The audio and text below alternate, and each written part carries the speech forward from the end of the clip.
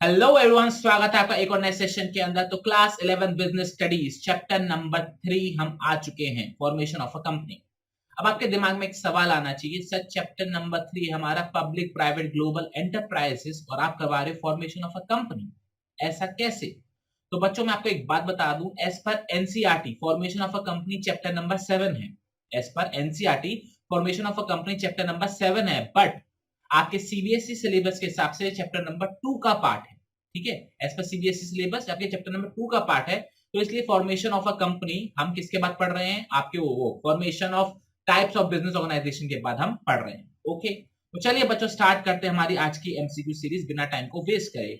बस एक रिक्वेस्ट है आपसे, अगर आप पहली बार इस वीडियो को देख रहे हैं तो फटाफट इस चैनल को सब्सक्राइब कर लीजिए, क्योंकि आने वाले दिनों के अंदर आपको ऐसे ही सेशंस मिलते रहेंगे तीनों सब्जेक्ट के, अकाउंट्स के, बिजनेस के, इकोनॉमिक्स के। ये चीज समझ में आ रही है? और प्लस भी अगर वीडियो पसंद आ रही है तो उसको लाइक कीजिए और अपने दोस्तों के साथ शेयर जरूर कीजिएगा। तो क्वेश्चन नंबर 1 आपकी स्क्रीन पर ये रहा। पहला, preliminary contracts are binding on the company, binding on the company if ratified after incorporation, binding on the company after incorporation, या not binding on the company. सबसे पहले क्वेश्चन का मतलब समझते हैं कि प्रीलिमिनरी कॉन्ट्रैक्ट्स का मतलब क्या होता है। प्रीलिमिनरी कॉन्ट्रैक्ट्स का मतलब होता है कि कंपनी बनने से पहले के जो कॉन्ट्रैक्ट्स आपने करे थे उस वो क्या होते हैं, वो क्या कंपनी को मानने पड़ते हैं? बाकी सारे ऑप्शंस आपके सामने हैं, binding on the company if ratified after incorporation, after incorporation, या फिर not binding on the company. तो बताइए बच्चों इसका करेक्ट आंसर क्या होगा? ऑप्शन नंबर ए, बी, सी या फिर डी? तो बच्चों चलो डिस्कस करते हैं इसका आंसर, और इसका जो करेक्ट आंसर है वो है बच्चों option number D, not binding on the company. Company बाध्य नहीं है कि कंपनी बनने से पहले जो भी कॉन्टेक्ट करे गए थे उनके लिए। ये चीज आपको समझ में आ रही है? कंपनी बनने से पहले आप कुछ भी करो, कंपनी बनने के बाद आप कंपनी से पैसा उस चीज का नहीं ले सकते, उसके मालिकों से पैसा ले सकते हो बट कंपनी से पैसा नहीं ले सकते। ये चीज समझ में आ गई आपको? ओके, अब बच्चों बात करेंगे क्वेश्चन नंबर 2 की। क्वेश्चन नंबर 2 इज इंटरेस्टिंग क्योंकि ये एक प्रोसेस के बारे में बताया गया और आपने चैप्टर अच्छे से पढ़ रखा है, तो आप इसको चुटकियों के अंदर बता दोगे। तो चैप्टर क्वेश्चन नंबर 2 क्या है? Stages in the formation of a company are in the following order. जो भी कंपनी फॉर्मेशन के जो भी स्टेप्स हैं वो कौन से ऑर्डर में होते हैं? Promotion, commencement of business, incorporation, capital subscription. Incorporation, capital subscription, commencement of business, promotion.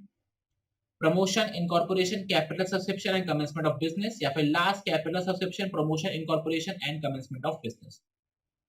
तो बताइए बच्चों ए बी सी डी में से कौन सा जो ऑर्डर है वो एकदम सही है?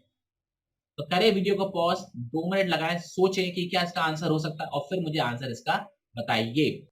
आई होप बच्चों आपने इसका आंसर सोच लिया होगा। तो चलिए डिस्कस करते हैं इसका आंसर, और इसका जो करेक्ट आंसर है वो है हमारा option number C, promotion, incorporation, capital subscription and commencement of business. ये आपको चीज समझ में आ गई? मेरे पास एक कमेंट सेक्शन में आंसर आया था पिक्स, PICS, इससे आप याद कर सकते हो। Okay, very good. अब बात करते हैं बच्चों क्वेश्चन नंबर 3 की तरफ, जरा रीड करेंगे। A proposed name of a company is considered undesirable if, मतलब जो आप कंपनी बनाना चाहते हो और आप कंपनी का नाम सोच रहे हो तो वो अनडिजायरेबल या अनएक्सेप्टेबल कब माना जाता है? When it is identical with the name of an existing company, it resembles closely with the name of an existing company, it is the emblem of government of India, United Nations, etc., या फिर in any case of the above। तो बताइए बच्चों इसका correct answer क्या होगा? तो बताइए बच्चों जो भी आप कंपनी का नाम रखना चाहते हो वो अनडिजायरेबल या फिर अनएक्सेप्टेबल कब माना जाता है? ऑप्शन नंबर ए, बी, सी या फिर डी में से। तो करें वीडियो को पॉज, लगाए 2 मिनट, सोचे इसका आंसर और बताइए मुझे। तो चलिए बच्चों डिस्कस कर लेते हैं इसका आंसर, और इसका जो करेक्ट आंसर है बच्चों वो है हमारा option number D, in any case of the above. ये आपको चीज समझ में आ रही है कि ऊपर दिए गए तीनों पॉइंट में से अगर कोई भी पॉइंट होता है तो आपकी कंपनी का जो नाम है वो रिजेक्ट कर दिया जाएगा। ओके, अब बच्चों बात करेंगे क्वेश्चन नंबर 4 की तरफ। बहुत ही सिंपल क्वेश्चन है। Minimum number of members to form a public company is, public company बनाने के लिए कितने लोगों की जरूरत होती है? 5, 7, 12 या फिर 21? तो बताइए बच्चों इसका करेक्ट आंसर क्या होगा? तो चलिए बच्चों डिस्कस कर लेते हैं, इतना टाइम काफी था आपके लिए सोचने के लिए। तो इसका जो करेक्ट आंसर है बच्चों वो है हमारा ऑप्शन नंबर बी, 7 लोग चाहिए होते हैं पब्लिक कंपनी फॉर्म करने के लिए। ओके, अब बच्चों बात करेंगे क्वेश्चन नंबर 5 की तरफ। क्वेश्चन नंबर 5 क्या है? Power, rights, remuneration, qualification and duties of directors are discussed clearly in memorandum of association, article of association, prospectus या फिर none of the above. Directors की powers, rights, remuneration, qualification, duties कहां discuss करी जाती हैं? Memorandum of association, article of association, prospectus या फिर none of the above. तो बताइए बच्चों इसका करेक्ट आंसर क्या होगा? तो चलिए डिस्कस कर लेते हैं बच्चों इसका आंसर। तो इसका जो करेक्ट आंसर है बच्चों है हमारा option number B, articles of association. बच्चों आर्टिकल ऑफ एसोसिएशन को हम इंटरनल रूल्स भी बोल देते हैं। ये चीज आपको समझ में आ रही है? जो मेमोरेंडम एसोसिएशन वो एक स्ट्रक्चर होता है किसी ऑर्गेनाइजेशन का, उसके अंदर सबसे इंपॉर्टेंट चीजें लिखी होती हैं और जो भी रूल्स एंड रेगुलेशन या फिर प्रोसीडिंग्स होती है कंपनी को कैसे चलाया जाएगा वो आर्टिकल ऑफ एसोसिएशन के अंदर आता है। और प्रोस्पेक्टस के अंदर क्या होता है? जब आपको कंपनी को किसी बाहर के इंसान से या बाहर के लोगों से पैसा चाहिए होता है तब वो प्रोस्पेक्टस इशू करते हैं। तो इसका करेक्ट आंसर हो गया option number B, articles of association. Okay, बहुत बढ़िया। अब बच्चों बात करेंगे क्वेश्चन नंबर 6 की तरफ। क्वेश्चन नंबर 6 क्या दे रखा है? एक हिंट दे रहा हूं, क्वेश्चन के अंदर इसका आंसर छुपा हुआ है। Dash means total amount of called up capital on shares issued and subscribed by the shareholders on capital account. Dash means total amount of called up capital on the shares issued and subscribed by the shareholders on capital account. B, A called up capital, B subscribed capital, C nominal capital या फिर D paid up capital। बताइए बच्चों इसका answer क्या होगा? A, B, C या फिर D? तो इस पे तो टाइम देने की बिल्कुल जरूरत नहीं थी। इसका जो करेक्ट आंसर है बच्चों वो option number A, called up capital. Simple answer में ही दे, क्वेश्चन में ही दे रखा है कॉल्ड अप कैपिटल। मैं आपको 2 मिनट पहले ही बताया था क्या लिखा हुआ है। क्वेश्चन समझ लेते हैं। इन्होंने बोला है किस चीज का मतलब होता है कि टोटल अमाउंट जो इश्यू हुआ, सब्सक्राइब हुआ, सो हमने कॉल किया है। सिंपल सी चीज है, कॉल्ड अप कैपिटल। जितना पैसा बुला रहे हो वो क्या कहलाएगा? कॉल्ड अप कैपिटल ही तो कहलाएगा। इतनी सिंपल सी तो बात थी। आपका ये आंसर भी गलत आ रहा है तो बच्चों आपको अपनी 12th पर ज्यादा अच्छे से फोकस करना पड़ेगा, क्योंकि 12th में ये तो एक पूरा चैप्टर है कॉल्ड अप कैपिटल शेयर्स वाला। तो इस चीज पर ध्यान रखिएगा। अभी तो आप 11th में इग्नोर कर सकते हो, लेकिन 12th में बच्चों ऐसे इग्नोर मत करना, दिक्कत हो जाएगी। अब बच्चों बात करते हैं क्वेश्चन नंबर 7 की तरफ। Dash share capital has priority both in repayment of dividend as well as capital. Dash share capital has priority in repayment of dividend as well as capital. A equity, B non preference, C preference या फिर D all of the above। तो बताइए बच्चों इसका correct answer क्या होगा? किनको priority दी जाती है डिविडेंड में और कैपिटल में? इक्विटी, नॉन प्रेफरेंस, प्रेफरेंस या फिर ऑल ऑफ द अबव। तो बताइए बच्चों इसका करेक्ट आंसर क्या होगा? A, B, C या फिर D? तो चलिए बच्चों डिस्कस कर लेते हैं इसका आंसर। बच्चों प्रायोरिटी का मतलब ही तो क्या होता है? सबसे ऊपर रखना। सबसे ऊपर रखने को हम क्या बोल देते हैं? प्रेफरेंस बोल देते हैं। आपको कौन सी चीज को प्रेफर कर रहे हो, प्रेफरेंस। तो इसका जो करेक्ट आंसर होगा हमारा ऑप्शन नंबर सी होगा, preference share capital. Preference share capital को दोनों चीजों में क्या दी जाती है? प्रायोरिटी दी जाती है, चाहे डिविडेंड का पेमेंट हो चाहे फिर कैपिटल का पेमेंट हो। ओके, बहुत बढ़िया। एक सबसे सिंपल सवाल, par value of share means dash value of the shares. Par value of shares mean dash value of the shares, actual, face, market या फिर डिविडेंड। तो बताइए बच्चों इसका करेक्ट आंसर क्या होगा? पार वैल्यू को हम डैश वैल्यू ऑफ शेयर्स भी बुला देते हैं, एक्चुअल वैल्यू बोलते हैं, फेस वैल्यू बोलते हैं, मार्केट वैल्यू बोलते हैं या फिर डिविडेंड वैल्यू बोलते हैं। तो बताइए बच्चों इसका करेक्ट आंसर क्या होगा? इससे सिंपल क्वेश्चन हो ही नहीं सकता। तो बच्चों इसका जो करेक्ट आंसर है बच्चों हमारा option number B, face value. Par का मतलब ही क्या होता है? जितना उस पर लिखा हुआ उतने पे तो हम इशू कर रहे हैं शेयर्स को। बच्चों 11 में शायद आपको जो मैंने अभी बोला आपको समझ में ना आए, लेकिन 12th वाले अगर बाय चांस देख रहे हैं तो वो अच्छे से समझ जाएंगे। जितना लिखा होता है उतने पे हम जब शेयर इशू करते हैं तो उसे बोला जाता है what? Face value. Okay, face value का सिंपल है प्रोडक्ट की एमआरपी, और पार का मतलब होता है कि आपने एमआरपी पे ही बेचा है। मैं फिर से रिपीट कर रहा हूं, फेस वैल्यू का मतलब होता है एमआरपी जो प्रोडक्ट पे लिखी हुई है, और पार का मतलब होता है कि आपने उतने पर ही बेचा है। डिस्काउंट का मतलब क्या होगा? आपने सस्ते में बेचा है, और प्रीमियम का मतलब क्या है? आपने लूटा है, मतलब ऊपर में बेचा है। ये चीज क्लियर हो गया? जब आप एमआरपी पे ही प्रोडक्ट को बेचते हो तो आप बोलते हैं आपने पार पर बेचा है, आपने फेस वैल्यू पर ही बेचा है। ये चीज समझ में आ गई? ओके। अब बच्चों बात करेंगे क्वेश्चन नंबर 9 की। डैश भैया आगे इसमें एक टाइपिंग एरर है, कैन नॉट के आगे डैश है, ठीक है। Dash can not give invitation to public to subscribe for any of his shares in or debentures of the company.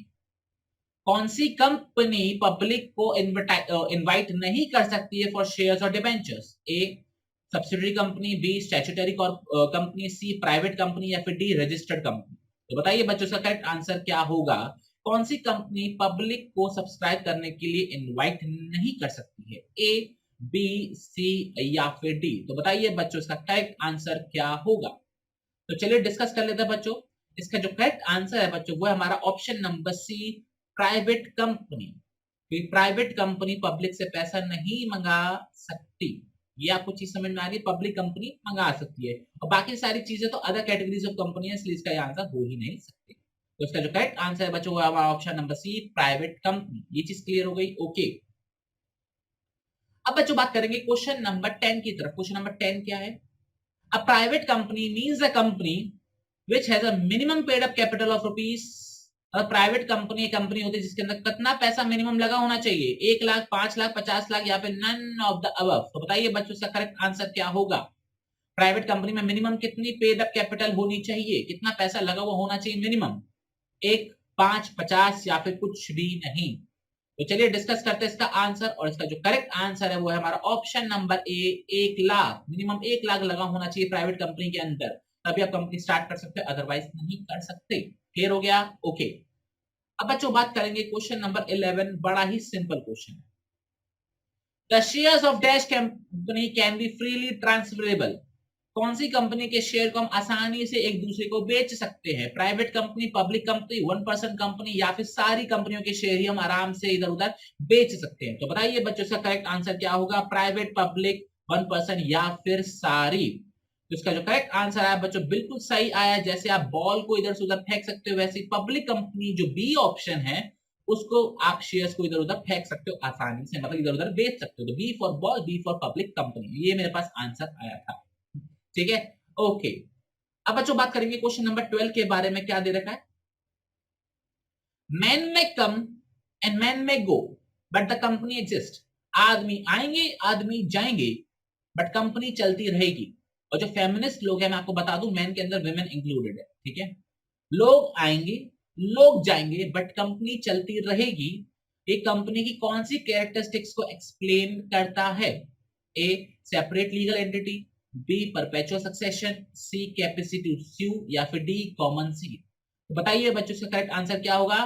लोग आएंगे, लोग जाएंगे, बट कंपनी चलती रहेगी। ये कौन सी कैरेक्टरिस्टिक्स है? Separate legal entity, perpetual succession, capacity to sue या फिर कॉमन सीट?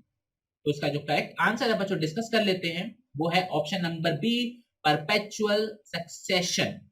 परपेचुअल सक्सेशन का मतलब ही क्या होता है? इनडेफिनिट लाइफ, मतलब चलती रहेगी जब तक जबरदस्ती उसको बंद ना किया जाए। ठीक है ना, कोर्ट के द्वारा उसको बंद किया जाता है और कोई तरीका है ही नहीं बंद करने का। ये चीज क्लियर हो गई?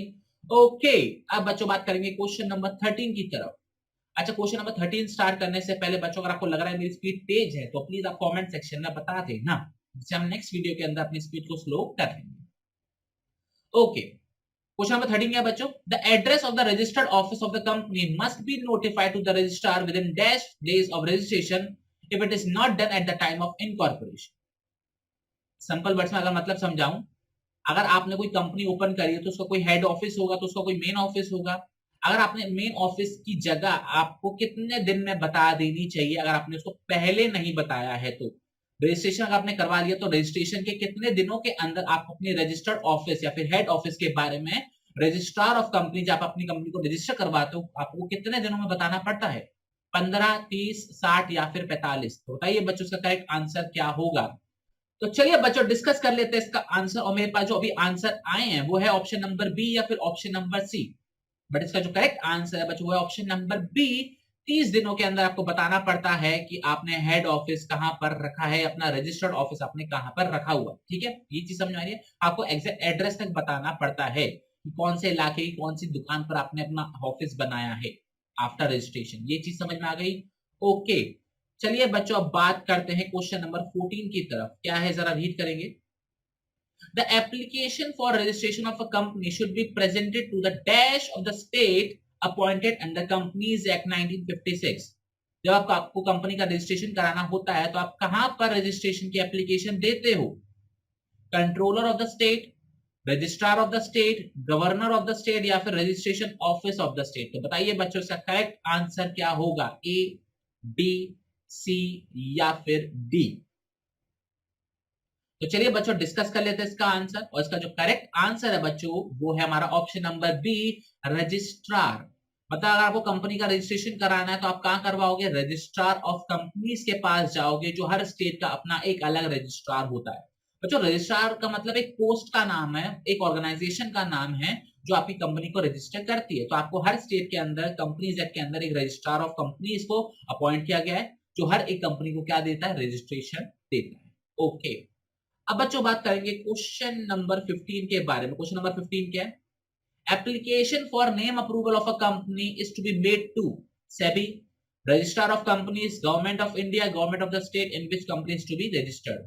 मतलब ये कि आपको कोई कंपनी ओपन करनी है तो उससे पहले आपको नेम का अप्रूवल लेना पड़ता है। तो नेम का अप्रूवल आप कहां से लेते हो, सेबी से लेते हो, रजिस्ट्रार ऑफ कंपनी से लेते हो, गवर्नमेंट ऑफ इंडिया से लेते हो, या फिर जिस स्टेट में आप कंपनी ओपन करना चाहते हो उस स्टेट की गवर्नमेंट से लेना चाहते हो। तो चलिए बच्चों डिस्कस कर लेते हैं। बिल्कुल सही आंसर आ रहे हैं मेरे पास, रजिस्ट्रार ऑफ कंपनीज के पास आपको करवाना पड़ता है नेम का अप्रूवल। चलो आपको एक छोटा सा प्रोसेस बता देता हूं, आपको याद हो तो।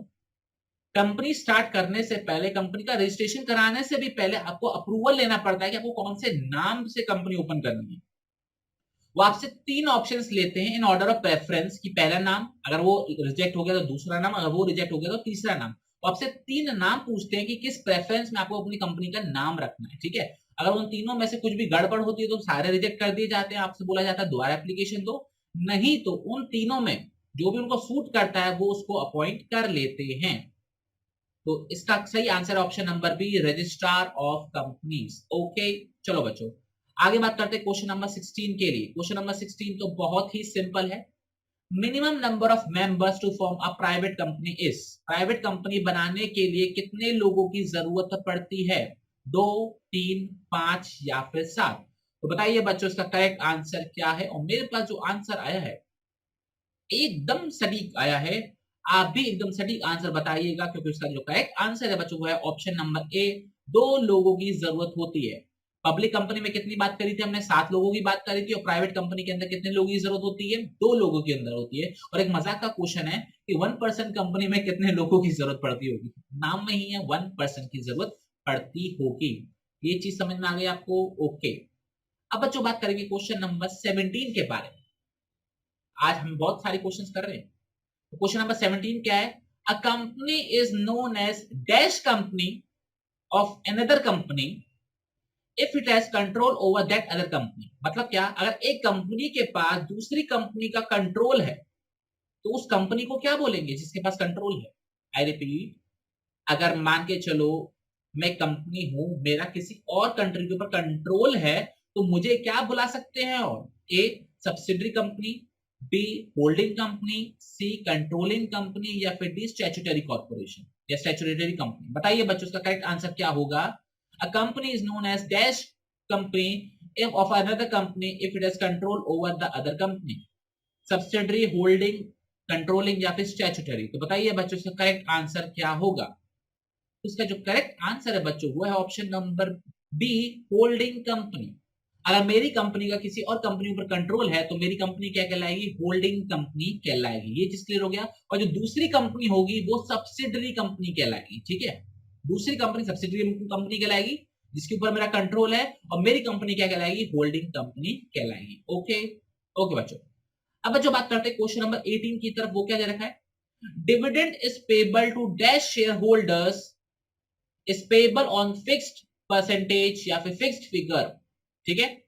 कौन से शेयर होल्डर्स को हम फिक्स परसेंटेज पे या फिर फिक्स अमाउंट ऑफ डिविडेंड देते हैं, a equity, B non preference, C preference या फिर D all of the above. तो बताइए बच्चों इसका करेक्ट आंसर क्या होगा, कौन से शेयर होल्डर को फिक्स अमाउंट या फिर फिक्स परसेंटेज ऑफ डिविडेंड मिलता है। और डिविडेंड का मतलब अगर आप भूल गए हो तो मैं आपको बता दूं, प्रॉफिट का हिस्सा जो डिस्ट्रीब्यूट किया जाता है ओनर्स के बीच में, शेयर होल्डर्स के बीच में। तो बताइए कौन से शेयर होल्डर्स को फिक्स परसेंटेज ऑफ डिविडेंड मिलता है, इक्विटी, नॉन प्रेफरेंस, प्रेफरेंस या फिर ऑल ऑफ द अबव। तो चलिए बच्चों डिस्कस कर लेते हैं इसका आंसर, और इसका जो करेक्ट आंसर है बच्चों वो है हमारा option number C, preference shareholders, ठीक है। प्रेफरेंस शेयर होल्डर्स को हम फिक्स परसेंटेज या फिर फिक्स अमाउंट ऑफ डिविडेंड हर साल देते हैं। ओके, अब बच्चों बात करेंगे क्वेश्चन नंबर 19 के बारे में। क्या दे रखा है? Dash capital means the sum mention in the capital clause of memorandum of association. बच्चों जब हम कंपनी को रजिस्टर करवाते हैं तो दो मेजर डॉक्यूमेंट सबमिट करते हैं। एक होता है हमारा document number 1 memorandum of association, और एक होता है major document number 2 article of association. ठीक है, तो मेमोरेंडम ऑफ एसोसिएशन के अंदर हमारे 7-8 पॉइंट होते हैं। ठीक है, जो मेजर 7-8 पॉइंट होते हैं, लेकिन भरने हमको 6 ही होते हैं।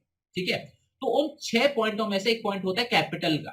तो वो ये पूछ रहे हैं कि उस कैपिटल वाले पॉइंट के अंदर आप जो कैपिटल लिखते हो उसको क्या बुलाते हैं?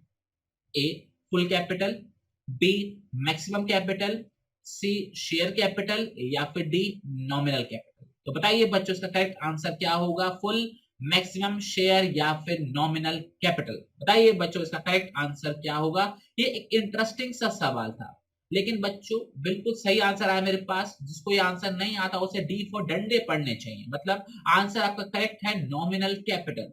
नॉमिनल कैपिटल का मतलब होता है, दूसरा नाम होता है ऑथोराइज्ड कैपिटल।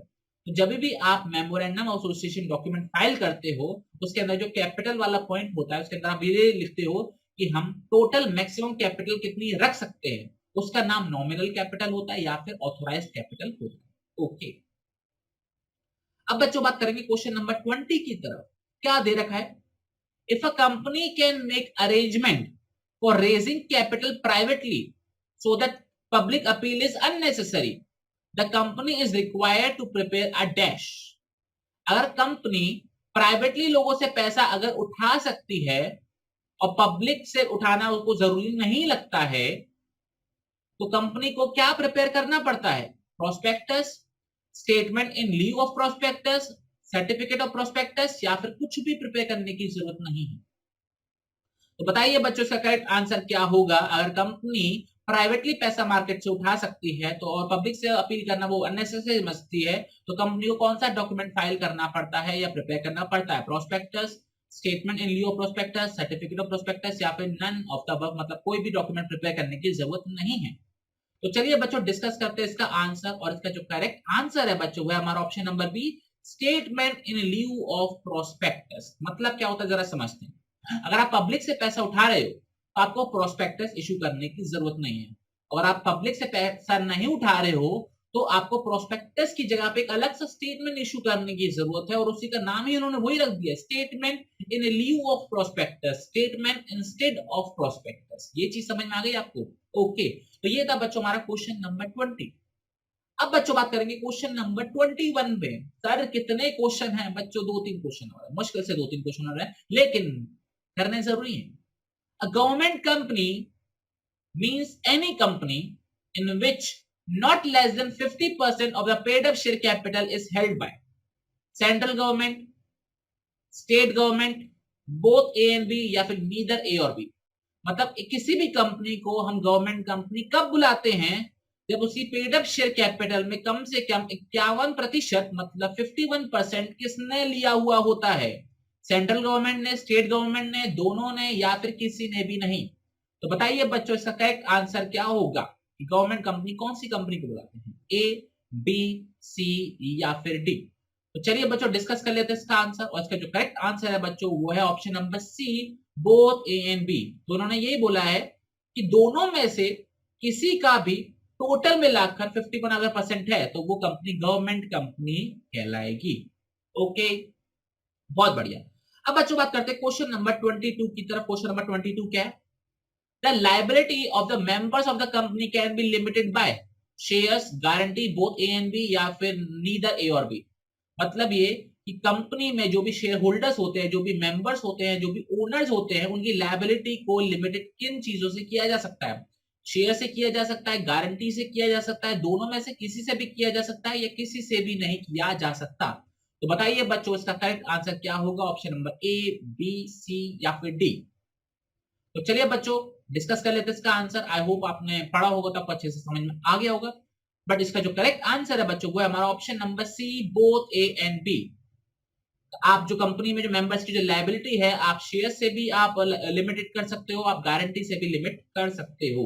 शेयर से मतलब क्या होता है? जितना शेयर का प्राइस होगा उतना ही लायबिलिटी लगेगा, और गारंटी का मतलब क्या होता है कि एक शेयर होल्डर गारंटी देता है कि मैं सिर्फ इतने ही पैसे मैक्सिमम दूंगा, इससे ज्यादा नहीं दूंगा। तो गारंटी से भी और शेयर से भी दोनों की में से किसी एक चीज से आप जो मेंबर्स की जो लायबिलिटी आप उसे लिमिट कर सकते हो, उसे आप फिक्स कर सकते हो। ओके, अब बच्चों बात करेंगे क्वेश्चन नंबर 23 जो आज का लास्ट क्वेश्चन है। वीडियो थोड़ी सी लंबी हो गई है, 25 मिनट के आसपास हो गई है, बट क्वेश्चंस अच्छे थे तो इसलिए मैंने ज्यादा क्वेश्चन आपसे पूछे, वरना 15-20 पूछता लेकिन काफी सारे हट जाते। तो बच्चों क्वेश्चन नंबर 23 क्या है? Number of clauses in memorandum of association is. बच्चों ये इंपॉर्टेंट क्वेश्चन है, एग्जाम में पक्का पूछा जाएगा। Number of clauses in memorandum of association is 4, 5, 6, 7। तो बताइए बच्चों इसका करेक्ट आंसर क्या होगा? 4, 5, 6 या फिर 7? तो चलिए बच्चों डिस्कस करते हैं इसका आंसर, और इसका जो करेक्ट आंसर है बच्चों वो है ऑप्शन नंबर सी, 6 क्लॉजेस होते हैं। इनके नाम बच्चों आप अच्छे से याद रखिएगा, एग्जाम में पूछे जा सकते हैं।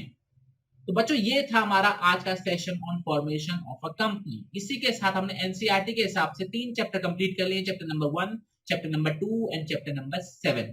और सीबीएसई के सिलेबस के हिसाब से हमारे 2 चैप्टर कंप्लीट हो चुके हैं, chapter number 1 and chapter number 2। तो बच्चों that's it for the today session. I hope आपको मजा आया होगा ये चैप्टर करने में। और भी बहुत सारे क्वेश्चन है चैप्टर से रिलेटेड, बट वो हम कब करेंगे? जब सारे चैप्टर इंडिविजुअल हो जाएंगे, उसके बाद हम मिक्स केस स्टडीज करेंगे, उसमें हम बहुत सारे क्वेश्चंस और भी आपके लिए लेकर आएंगे। टिल देन बच्चों पढ़ते रहिएगा, अपना ख्याल रखिएगा और बेवजह घर से बाहर मत निकलिएगा। जय हिंद, जय भारत, टाटा बाय बाय।